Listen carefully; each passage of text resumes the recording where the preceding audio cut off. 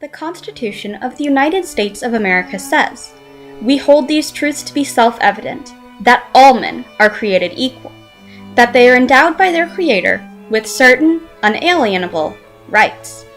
America was built off of these very words, the belief that everyone had certain rights they were entitled to exercise.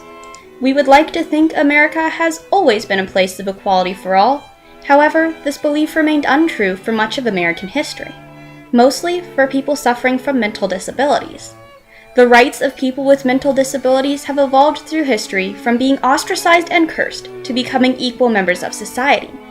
These rights have led to changes of responsibilities in care, treatment, and equality taken by societal members.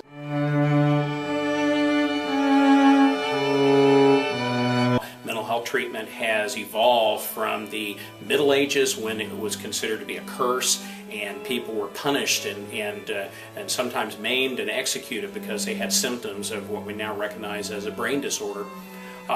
Then in the 18 and 1900s we had more people just housed away so they didn't disturb other people, but no real effective treatments. And now in the last part of the 1900s and the early part of this century, we have so much better treatments coming along that most people can do very well out in society, even with the most serious mental illnesses, and be productive citizens again.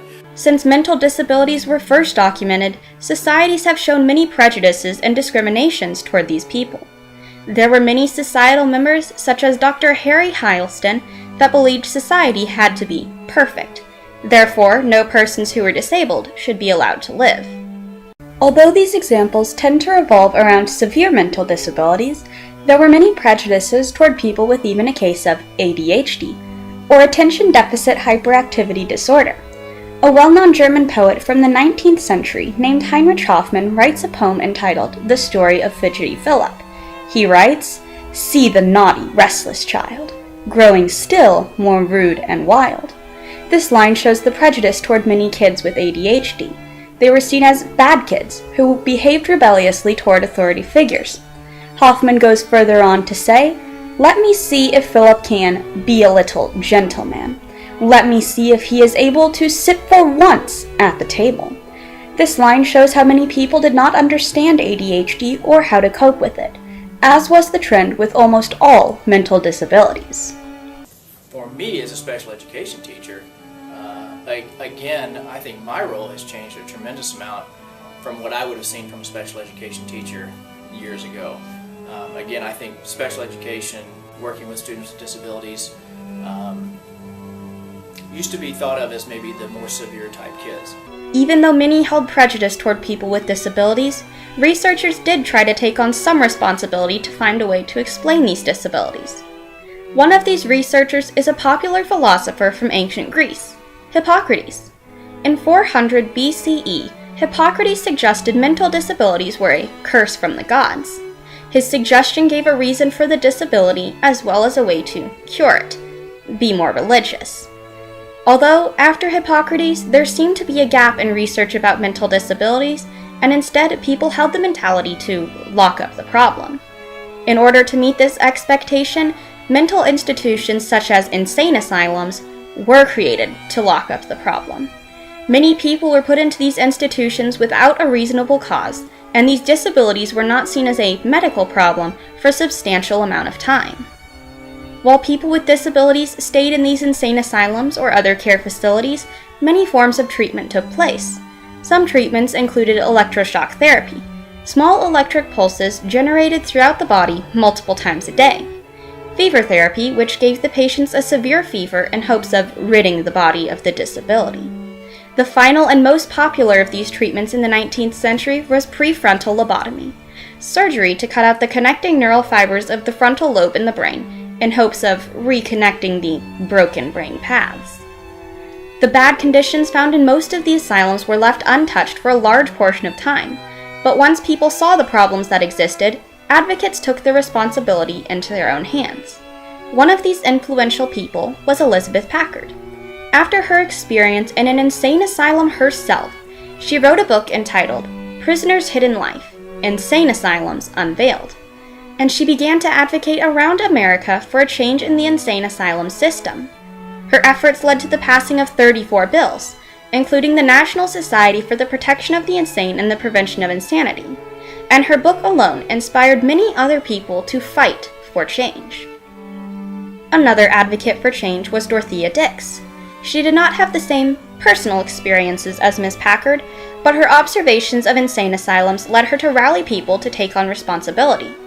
While visiting an insane asylum in the 19th century, Miss Dix reported, "Confined in the Commonwealth, in cages, closets, cellars, stalls, and pens, chained, beaten with rods, and lashed into obedience." Miss Dix also goes into detail about the patients who resided in these asylums. "Hundreds of wailing, suffering creatures, hidden in your private dwellings and in pens and cabins, shut out, cut off from all healing influences." Over 100 years later, President Nixon noticed the problem that remained and created the President's Committee on Mental Retardation in 1974. President Nixon said, "Disabled Americans must become full partners in Americans' opportunity and society." He also stated, "Much is being done to normalize life for those now retarded and to reduce the future occurrence of retardation." Laws sometimes give people an excuse to then do the right thing when it might not be easy to do that right thing without that incentive. But then I'd like to think in many cases with the success of the treatments we have nowadays that it pays off for them in the long run as well. After the creation of President Nixon's new committee, President George H.W. Bush created the Americans with Disabilities Act, or the ADA, in 1990. President Bush said, "We will not tolerate discrimination in America." These acts and committees throughout history made society take on a responsibility to treat people suffering from mental disabilities with respect, ensure fair treatment, and help to educate the general public about these people and their disabilities. Don't act like it's a stigma or assume that they feel stigmatized, but let them teach you. I think many people are going to be open and upfront in this day and age about educating people about the challenges they face rather than trying to hide it. It is also the responsibility of societal members to ensure fair education for any persons with a mental disability. The responsibilities that we've put on teachers is that we continue to work with these kids and try to educate everyone around us that yes, they may have a weakness in this area, they may have a quote disability, but they still can be very productive members of society. Another responsibility of society is to find new ways to treat and prevent mental disabilities. Dr. Geed, a researcher for a child psychiatric department, conducted a psychological study on mental retardation to attempt to find its cause and a cure. He hypothesized that genes can affect the development of brain disorders. His study showed a majority of patients suffering from mental retardation and other mental disabilities had a family member, even as distant as great-grandparents, who suffered a mental disability themselves. The more we learn about diseases of the brain and mental illnesses, we see more of a connection with the biology of the brain and how the brain cells connect with each other and communicate, and things we just couldn't have known back in the early part of the 1900s or earlier. We just didn't have the technology to tell that.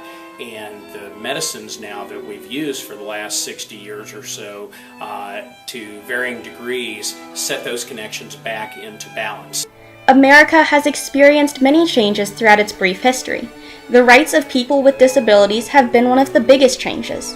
These people who were once seen as cursed and unwanted in the beginning of time have come to be the people who experience the same rights as everyday American citizens. They are no longer locked away in harmful asylums, but are integrated into an average American lifestyle. These rights have led society to take on certain responsibilities. Responsibilities to take care of the people who have mental disabilities, to find new forms of treatment, and to find a cure for the most notorious mental disabilities. As this revolution continues to progress, we, as Americans, can truly say we are one step closer to following the rights placed in our Constitution. We hold these truths to be self-evident, that all men are created equal, that they are endowed by their Creator with certain, unalienable rights.